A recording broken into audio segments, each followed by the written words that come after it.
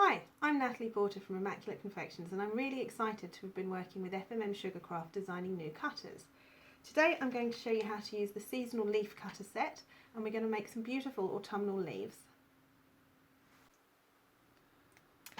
To make our leaves, I've coloured some flower paste into a variety of autumny sort of colours.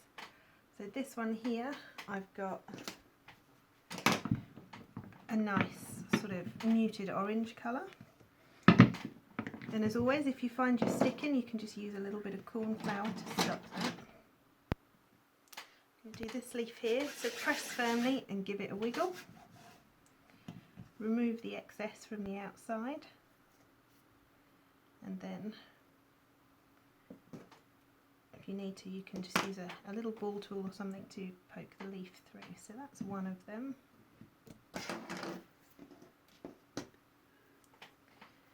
Got a slightly greener colour that I'm going to do with our next leaf. And again, just rolling it out nice and thin. It's flour paste that I'm using because then that means it's going to dry nice and hard so that we can dust them and use them.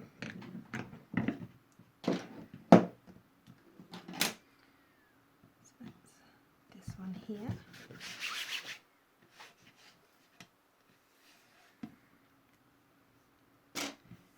One's based on an oak leaf. Our next one's a different kind of oak leaf, but still an oak. We've got lots of deciduous bits of woodland here in the UK, so we had to have oak leaves in there.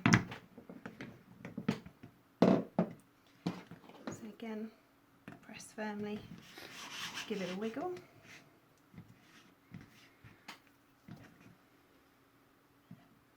And then finally I've got a nice pale sort of orangey yellowy colour. And I've done these, of course you can use stronger colours if you like, but for these I've done them in slightly paler shades so that we can dust them afterwards. Especially with autumn colours, dusting them is always the fun bit because you can just go wild with all the different autumnal shades and colours and stuff. And of course there's nothing stopping you making these leaves in normal greens or any other colour you fancy for another time of the year. Right, so you can see those are our 4 shapes. I'm just going to pop them onto my foam pad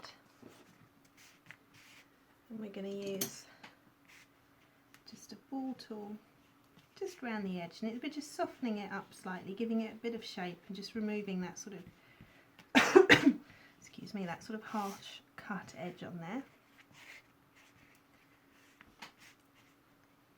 Do this one here. As you can see, I've just got the ball tool half on, half off, and you're just roughly going around the edge.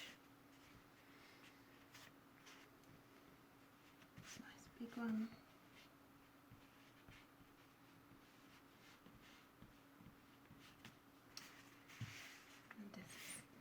The last one here.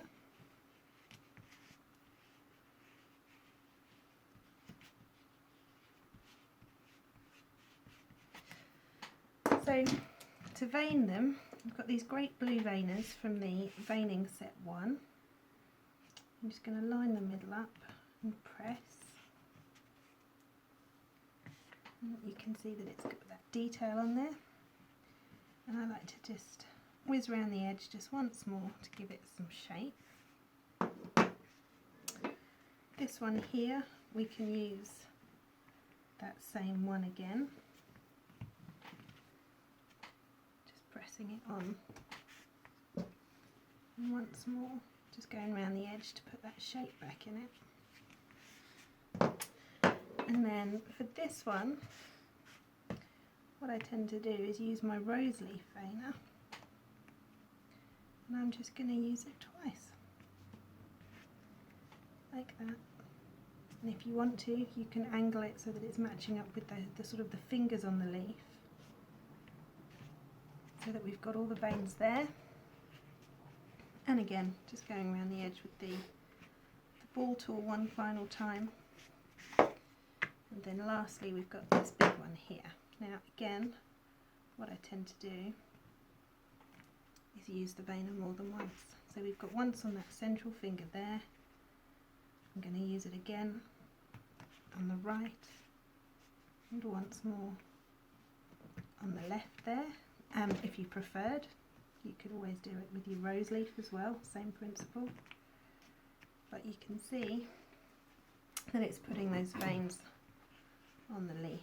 So again, round the edge with the ball tool once more, and then if you wish, you can take a bit of flower drying foam and just arrange the leaves on there. So do you see they're drying with some shape, so they're not just flat and static. They're going to be a little bit more interesting there because they've got that sort of flowy shape to them. So I've let my leaves dry and we're going to just add some petal dust now. So for this one here, I'm going to start off with a bit of bright yellow and a bit of bright orange. And you just want to dust in from the outside towards the centre. And the wonderful thing with these leaves is that nature gives them to us in such wonderful varieties of colour that you can't do it wrong. It's impossible to do it wrong, because whatever you've done, I promise you, you'd be able to find one just the same on a tree somewhere. So going from the outside towards the centre, a little bit of orange, I'm going to take some burgundy just to darken those edges, and you can see how quickly we can transform our lovely little seasonal leaves, bringing all that colour in there and bringing them to life.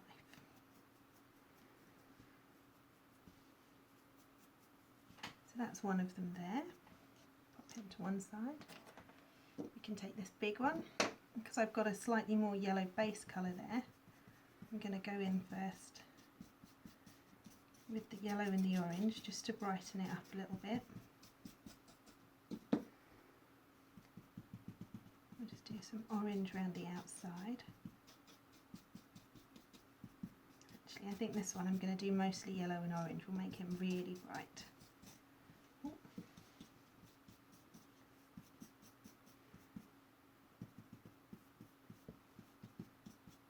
There you go. In fact, to finish this one off, I think I'll take just a little bit of the burgundy again. Just that slightly smaller, more precise brush, and I'm just going around those edges and just drawing the colour in, like so. We can give it a slightly darker base as well.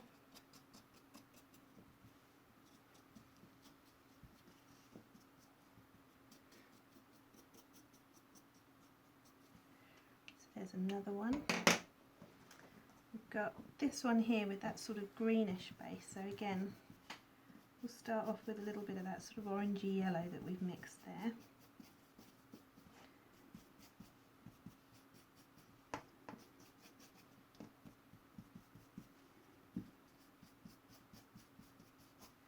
I'm going to take a little bit of brown. Again, it's just from those edges towards the centre.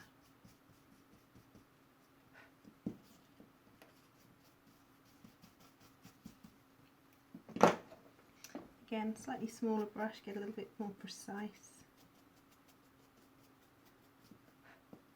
You can see if we turn it over, you can see so easily how these dusts just transform them and bring all the colours to life. A little bit more orange.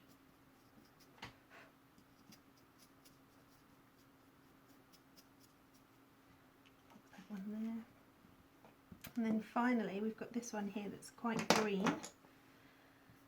so I might start off just with a little bit of brown to begin with. In fact, let's use the smaller brush so we can be a little bit more targeted in our application of the colour.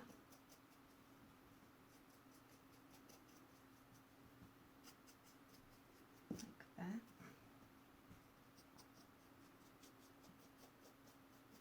And you can see now as well how when you're putting the dust on it, you can see the veins, because it catches those sort of the shape that you've made with the veiner and the dusts to do it, and you get those kind of lovely natural highlights and lowlights showing through. So a little bit of orange again. Let's just just sort of going on and blending with those greens there. A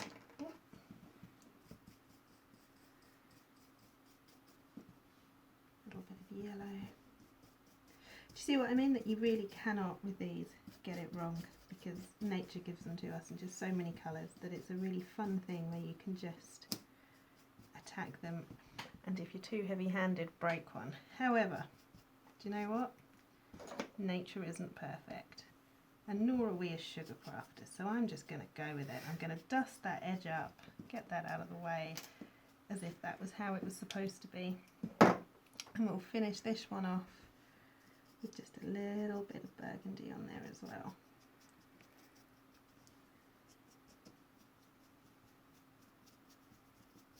There we go. But you get the idea. Despite my breaking it, hopefully, look, we can hide it under there.